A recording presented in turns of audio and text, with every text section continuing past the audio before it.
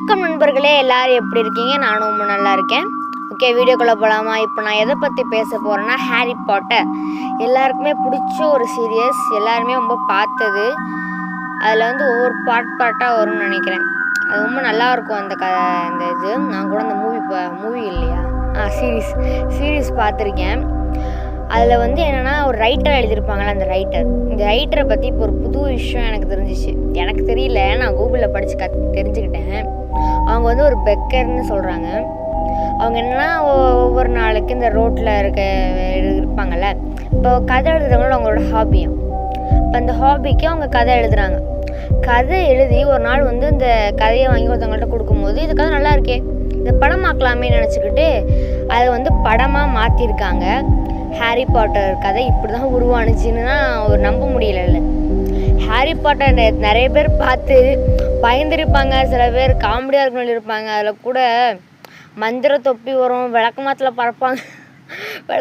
பறப்பாங்க. அதுக்கப்புறம் நிறைய விஷயங்கள்லாம் வரும்ல, ரொம்ப க்ரேஸியாக இருக்கும். அதோட பார்க்கும்போது ரொம்ப க்ரேஸியாக இருக்கும். எனக்குலாம் ரொம்ப பிடிச்சிச்சு ஹாரி பாட்டரு. யாராருக்கெல்லாம் ஹாரி பாட்டர் ரொம்ப பிடிக்குமோ அவங்க சப்ஸ்கிரைப் பண்ணிக்கோங்க. நெக்ஸ்ட் என்னென்னா, ஹாரி பாட்டர் ரொம்ப ஹாண்டட்ல. அந்த ஹாண்டடில் யாராச்சும் ஒரு கேரக்டர் நேம் கமெண்ட் பண்ணிட்டு போங்க.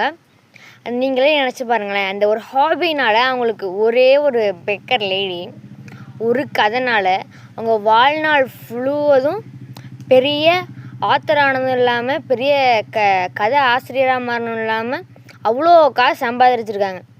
இப்போ நம்மளோட ஹாபி எவ்வளோ முக்கியம் நம்மளுக்கு தெரியுதா?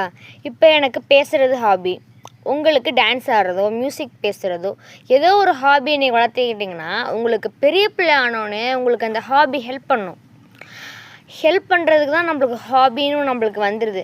இப்போ சில பேருக்கு ஹாபியே இல்லாமல் இருக்கீங்க, எனக்கு ஹாபியே இல்லைன்னு சொல்லாதீங்க. உங்களுக்கான ஹாபி உங்களுக்குள்ளே தான் இருக்கும். அதை தேடிக்கிட்டே இருங்க. ஒரு நாள் உங்கள் ஹாபி கிடைக்கும். அப்போ நீங்கள் அதை கண்டினியூ பண்ண ஆரம்பிப்பீங்க. வாழ்க்கை அழகாக்க ஆரம்பிக்கும்.